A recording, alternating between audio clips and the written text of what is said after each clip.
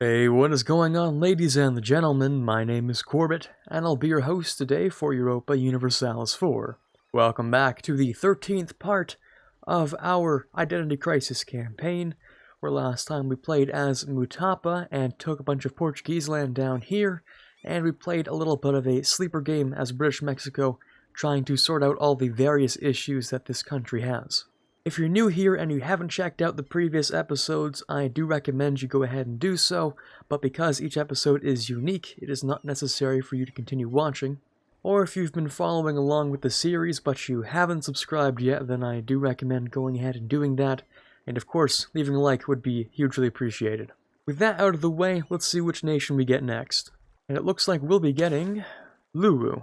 Alright, here we are once again, back in a very difficult situation, but in this case, I think we'll be able to make it work. You see, Lulu here is not the strongest of nations, but he does have some fairly decent dev, he is independent, and I think he'll be able to get some work done. That is to say, we're gonna have to try and keep ourselves independent from the European powers which are currently ravaging this part of the world. With the Dutch on our east and the Spanish on our west, we're gonna have to do a little bit of fortification if we want to survive. Fortunately, for a nation of our size, we are making some fairly decent income. Alright, let's see what we're working with. Starting off, we have a average king who's actually not that great. The heir also being somewhat average, but better spread out. As for government, we're halfway towards absolutism, so I'm not going to touch that too much. We are full Sulawesi culture. We are allied with Maguinda now, which is sort of a dying state at this point. I'm still surprised they're even alive at this point. So we're gonna try and find some better allies. I also just went ahead and rivaled Man because they look like they would be a target to invade. It looks like Man is allied with Bahmanis, but neither of them really have many ships, so I think that'll be okay. As long as we get ourselves a claim and declare first, that shouldn't be a problem. As for our technology, we are actually caught up to the current institution, which is beautiful. We have our manufactories fully embraced here. We're just a little bit behind on a lot of the techs here, but that is something we can fix with time. I think I'm going to start off by hiring one of our advisors over here. As for our ideas, we have not yet finished our first idea group, which is interesting. If we do manage to finish that, then obviously that's a big bonus to production and our development costs decrease. It would also give us 10% trade efficiency, which, considering half of our income is based off of trade, it's probably a good idea to do that. As for his other idea picks, obviously if this was earlier in the campaign, then expansion would have been a lot better, but seeing as where we are right now, there's not much to colonize. I think it's probably within our interest to get something that lets us be a strong power at sea or on land. Defensiveness is not really going to do either of those things for us. So let's see if we can pick something else. I was thinking quality would actually be a good pick because we already have economic, and if we take quality, then that gives us the combo of 10% discipline there, as well as giving us a couple of things for our ships, which is probably a good idea. So let's go with that. So the first goal will be complete economic, then catch back up in admin tech and see where we go from there, I think. Also, what is with this terrible composition? This is just garbage. I'm just going to get rid of the cavalry entirely, I think. I'm going to replace that with as full of a front row as I can. Okay, not a bad start. Let's look for some allies. Once Vijay is done getting their butt kicked by France, I think I'll go ahead and ally them. We also make more than enough money to hire more advisors, so I might as well. I'm also just going to make a couple of heavies, I think. You can't go wrong with some extra heavies. Okay, we're getting the boys ready for a quick conquest of these two parts of Man. It would be a lot harder to fight the Dutch, though. Holland has 52,000 men. That's terrifying, actually. They also have 49 ships, including 14 heavies. They do only have 11 transports, though, so it's not like they can actually land that many men over here. We'll see. Okay, the army is ready to go. We're going to start our conquest. Bahmanis will join, but that won't matter because their ships are pitiful. If we're lucky, I might be able to snag a little bit more of their land, although I can't see all of it. There might be a little bit floating around, yeah, like over here. You know, I actually want to take this economic idea before I go ahead and take this admin efficiency, I think. Who am I kidding? No, I don't. Now I can see this being a problem. France doesn't want to give us access, but I don't have enough men to fight that. What Well, let's see if I can go over here then. Oh, hold on, the particularists are actually gone. Okay. Let's go send these guys over here then. Okay, if I wait just a little bit longer, that'll let me extend my reach out to these places as well. Yep, that'll work. So now we're a little bit bigger. That's great. So we'll just sit like this for a while, I think. We'll get those things cored, and then I have a plan for the Dutch. We're gonna have to improve our military technology and make sure that we are strong enough. Oh, now we could build universities. I mean, if we're not doing anything else, we might as well.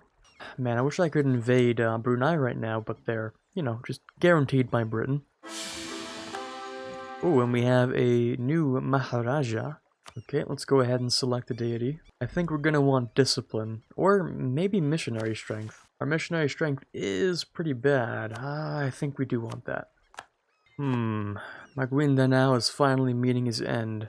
Yeah, that's not my problem. Good luck, bud. Alright, well, Vijay came out alive, kind of. It might be worth allying them.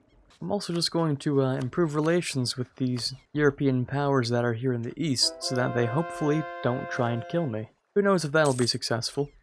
And I'm just going to go ahead and grab this last economic idea, I think. So now we get attrition for enemies, production efficiency, development cost, and we could get artillery combat modifier. Okay, so over here I went ahead and built a university as well as getting that development modifier. So now we just stacked an extra like 40% cost decrease. So if this guy wants to play tall, then that's going to be made a lot easier for him. Unfortunately, he really just doesn't have the points for something like that right now, which is a big shame. Okay, so we've successfully gotten Britain to not hate us. Hopefully that lasts a little while until they want our land. As for France, they don't hate us. We might be able to flip them positive if I put in enough effort, but I'm not going to. Okay, we have some particularist issues here. Well, that's interesting. It looks like the war has come to us instead.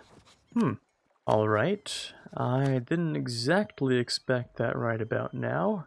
It looks like that's what we'll be doing. Okay, well, let's not have the men spread apart too much here.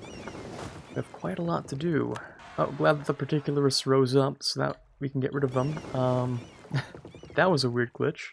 We picked them up in the middle of the battle, but apparently we still won. Before the Dutch arrive, I'd like to occupy all of their holdings here. And let's fight a defensive war. Now, we know, of course, that Holland has a lot of ships.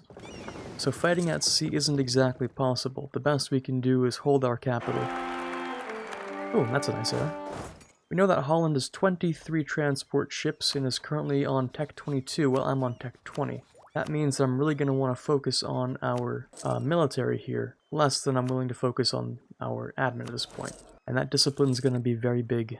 Now, Holland has quite a lot more morale than us.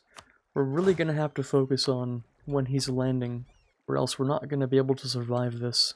In our capital, I think I am also going to get rid of the shipyard here and replace that with a fort of sorts. I don't know how expensive I'm willing to go. I'll start with the level 2 though, just to have something. Okay, nice conversion. We'll have one over here as well. Here they come. Don't know how successful this is going to be, really. We're going to have to find out. He's dropping 16,000 men. We'll find out what happens. It's not looking great. They have the morale and tactics advantage both. Yeah, that -2 is not going to be enough. Oh, maybe. Just barely. Clutched in right at the end there. We like to see that. Nice stack wipe. That's some good stuff. First successful defense. Take that, Holland. And ideally we finish this war before the time is up, or else the AI might just lose it for us. And I really hope they don't. Yeah, I'll take that. Stability, sure. Okay, here we are waiting for the next wave of Dutch to land, but we'll be better prepared next time. There's not that much time left. If we can't peace out now, it's pretty unlikely that we're going to be able to later. In terms of other idea groups, I think ideally we would take something like trade or quantity. Probably trade. I mean, we don't make that much money. The economic and trade policy bonus is pretty amazing, so having that extra 20% trade efficiency, you know, this trade efficiency, and production efficiency, hopefully that'll be enough to make him some good money.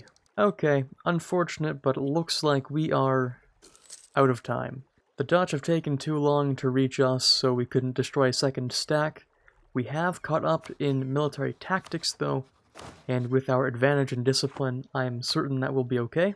But it really depends on whether or not the AI moves the armies to the right place at the right time to catch the landing armies. If he doesn't, it's pretty much over. If he does, he can survive.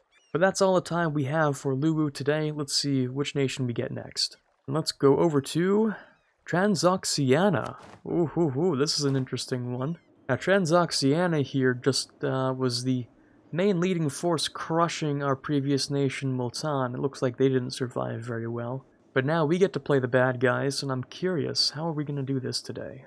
We have a 154 Sultan, we have a 121 in terms of our advisors here. As for our government, we have 2 accepted cultures when we clearly should have more. Persian comes to mind, that would be a really good one to have. Our absolutism is really quite nice, I like that. In terms of our economy, it's rather quite balanced. We have a lot of taxation, which means we are lacking in production and trade.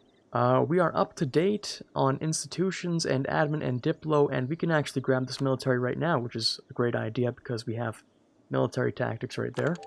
So now we're completely up to date with all techs and institutions, which is beautiful.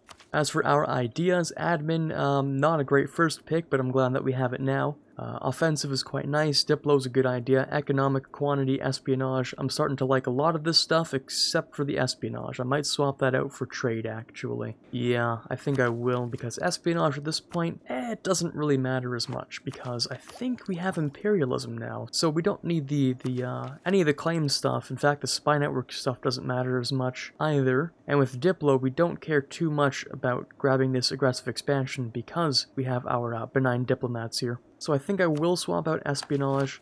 I'm actually going to replace that with trade. It's good that we're early enough into this that we can do that.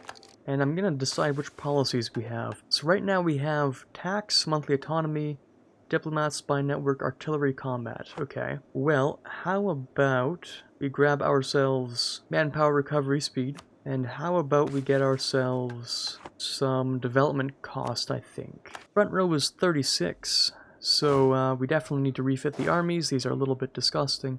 Our trade situation here is not terrible. We're making 17 ducats a month, but it could be better. If we invade Persia and we successfully set up the correct sort of trade routes here, then we could be making at least double that. Yeah, absolutely. Maybe triple. What's interesting here is that the only reason why we're not making that much money is because we're collecting not in our main trade city. So if we move our trade capital, we'll actually, right off the bat, already be making more money. So the first plan here is actually going to be doing exactly that, moving our trade capital. It wouldn't be bad to try and go up here into Siberia and just, you know, leech a little bit of this trade down here. We do have nationalism against Kazakh, actually, because our culture group here is really, really big. Using nationalism as Transoxiana could actually be huge. And we have some pretty decent admin efficiency on top of our minus 25% CCR. So I'm thinking conquest might be the way to go here. So let's build our spy network over here in Kazakh, and we're going to figure out where to go from there. I also don't think I want to be allied to Uzbek anymore. They're just not that good. I don't know what else to say. I think I'll also break the royal ties because we have full diplomatics. That's only going to cost us 1 prestige. Okay, let's see what we have here, and let's try to do a quick reshuffle of the army. So I think this would be our ideal looking stack where we have 36 and 16. That sort of leaves the rest of this in the dust though because they kind of suck. Like these templates are kind of garbage. Fortunately, I'm just going to remedy that with a little bit of slackening maybe. First of all, we'll go to the edicts and we'll turn on increased enlistment for that. And so now our slackens are worth 31,000. I'll just slacken twice to give us a sizable manpower pool to work with. Okay, I'm just going to move my trading capital over into Persia now. And immediately right off the bat we're making more money. Yeah, that was predicted. I'm also just going to put down a couple of marketplaces in these areas. Now, we're not exactly made of money or manpower, so I made these 2 stacks a little bit smaller. But generally speaking, this should be the kind of force you'll be fighting with from now on. I'm also just going to click a couple of the necessary buttons to get a little bit more money out of this. So now we have some more money than I can spend on upgrading marketplaces and giving us a larger percent of this market share here. I'm just going to bring one of the stacks up here into Kazakh, and we're going to go ahead and take all of his land. Okay, let's go for a nationalism CB. And let's see where he's hiding. Well, this is a quick war. Okay, and that's over with. Of course, we're going to start with all the stuff within our culture group.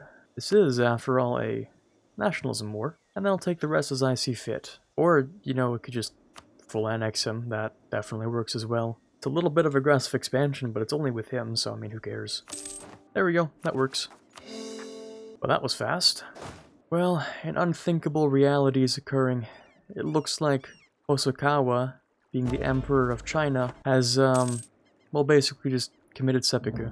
Yeah, he is bursting at the seams at this point. You hate to see it. Hosokawa could have been something amazing, and then he took the mandate of heaven. Okay, well that was a good start. Let's see who to invade next. Well, a lot of these are actually coring really quickly. I might even have to move on to the next war. I think I'm also just going to go ahead and disinherit this heir too. He's kind of garbage, yeah. Okay, more war. Okay, this should fix the economy a little. There we go. Isn't our army grand? You know what? Yes. Yes, it is. Our army is indeed grand. Well, this wasn't so bad. Well, let's go ahead and also bring some more trade into Persia real quick. You know, surprisingly, we're only halfway through this nation. I wonder what else I can do with the time I'll have left.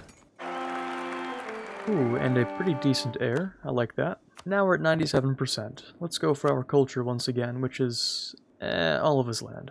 Okay, if I wanted to go this far, technically I could. In reality, there isn't that much stopping me. The admin cost isn't even that high. The only problem is obviously the over 100% overextension, but I imagine that's actually not going to be that bad to core. So if we just wait a couple of days for those cores to be done, you wouldn't mind if I just go ahead and, you know. Doesn't that look nice? You know what? Sometimes it is fun to play as the bad guy. We're just gonna get a couple of issues here, including a weird mod glitch. But nothing too bad. Ooh, and the Enlightenment spawned. That's interesting. Yep. Absolutely nothing wrong with this. Just doing a little bit of culture group uniting. You know, all very natural things. See, we even finished coring it. It's already done. Easy. Now, we do have enough time left. I suppose I could do another war. Yeah, you know what? I might as well. Alright, just a couple years left. We know what to do here. Hey, you guys don't mind if I, unite my culture group a little bit, do you? I hope not. Okay, just gonna set ourselves to work on some peaceful unification real quick. This one might take a little bit longer. Well, let's not forget, we probably should build at least like one university. Let's do that. Actually, let's build a couple. Alright, that's another fort gone. Let's go to Beijing. And the war goal's been taken. Now let's go to his capital. And there goes Beijing. And there goes his capital. And there goes Korea. And another fort. Okay, we're already almost at the desired peace deal. This might have to take one fort or two. And there goes another fort. Yep, we're really getting there now. I think I'll just try and take one last fort. This is our final year, so I don't want to take too much land. Man, this must be how Genghis Khan felt. Good lord. I think this would make for a pretty nice peace deal. Alright, now all that's left is to core a little bit of it, and we'll be done on this nation. Alright, not too much time left on this absolute beautiful mess we've created here. Okay, and that's just about all the time we have left on this nation. From here on out, it's going to be up to him to deal with all the land that I just gave him. Aggressive moves like this are very rare for the AI, so this will also be a little bit of a test to see how much stress we can put them under. And we're out of time. Well, you know what? I'd say that that was a pretty successful 10-year run as Transoxiana here. I mean, we did just go from 8th great power to the 5th greatest power. It's gotta be worth something. If we want to see exactly how much land I took, well, it's pretty easily visualized with this map mode. I'd say just by land mass we took maybe double what we had before. So now we're about 3 times the size that we were before starting as Transoxiana. And we even went all the way over to Beijing, so at least we know the trade's going to be secure along this route. Anyway, I'm just going to turn this market town into a World Trade Center to give them some extra trade.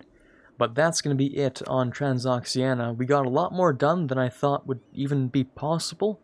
It felt a little bit like Genghis Khan for those 10 years, and I'm sure if we kept going, we would be able to maybe get close to uniting the Mongol Empire. Never seen the AI form it. It would be very hard for him to do that, but technically, not impossible. Anyway, seeing as this is the second nation in today's episode, that's going to be the end of what we have for today.